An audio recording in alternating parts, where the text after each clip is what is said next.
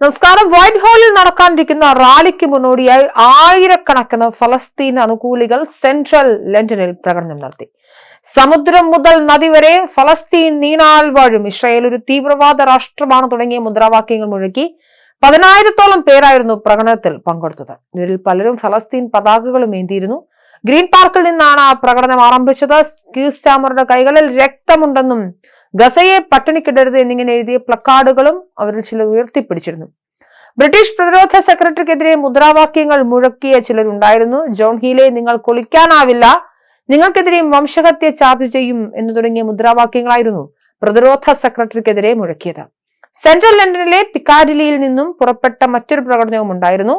ഫലസ്തീൻ ഖൈലാഷിയൻ സംഘടിപ്പിച്ച പ്രകടനം ഉച്ചയ്ക്ക് 12:45 ആരംഭിച്ചു.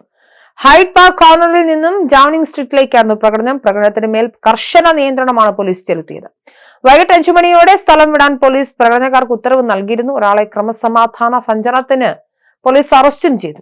പബ്ലിക് ഓർഡർ ആക്ട് നിയമപ്രകാരം കുറ്റം ചെയ്തുവെന്ന സംശയത്തിൽ മറ്റ് 4 പേരെ കസ്റ്റഡിയിലും എടുത്തിട്ടുണ്ട്. പ്രകടനത്തെ അഭിസംബോധന ചെയ്ത ഒരു ലേബർ MP പറഞ്ഞത്, പേരിന് മാത്രമായുള്ള വെടിനിർത്തൽ ഒരിക്കലും ഒരു വെടിനിർത്തൽ അല്ല എന്നായിരുന്നു. അക്രമങ്ങൾ അഴിച്ചുവിടുന്നത് തടയാൻ UK ഇടപെടണമെന്നും കാൽഫാം ആൻഡ് ബ്രിക്സ്റ്റൺ MP റിബിയേറോ ആഡി ആവശ്യപ്പെട്ടു.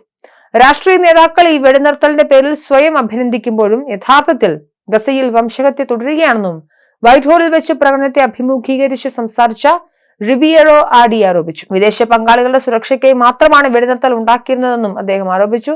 യുകെയുടെ പങ്കിൽ മാറ്റം വന്നിട്ടില്ല. നയങ്ങൾ വഴി ഇവിടെ അക്രമത്തെ പ്രോത്സാഹിപ്പിക്കുമ്പോൾ ഒരിക്കലും വിദേശങ്ങളിൽ സമാധാനം വേണമെന്ന് ആവശ്യപ്പെടാനാവില്ലെന്നും അദ്ദേഹം ചൂണ്ടിക്കാട്ടി.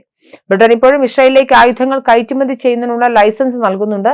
അതിനെ പരാമർശിച്ചാണ് MP അത് പറഞ്ഞത്. മാത്രമല്ല, ഇസ്രായേലുമായുള്ള പ്രതിരോധ സഖ്യത്തെ ഇപ്പോഴും ബ്രിട്ടൻ അംഗീകരിക്കുന്നുണ്ട്. അന്താരാഷ്ട്ര നിയമങ്ങൾ അനുസരിച്ച് വംശഹത്യ തുടരുന്ന ഒരു രാജ്യത്തിന്റെ സൈന്യത്തെ ബ്രിട്ടൻ ഇപ്പോഴും പിന്താങ്ങുകയാണെന്നാണ് MP ആരോപിക്കുന്നത്. 1978 മുതൽ എല്ലാ നവംബർ 29-നും ഐക്യരാഷ്ട്രസഭ സംഘടിപ്പിക്കുന്ന ഫലസ്തീൻ ജനതയോടുള്ള ഐക്യദാർഢ്യ പ്രഖ്യാപന ദിനത്തിന്റെ ഭാഗമായിട്ടായിരുന്നു ഇന്നലെ നടന്ന റാലി.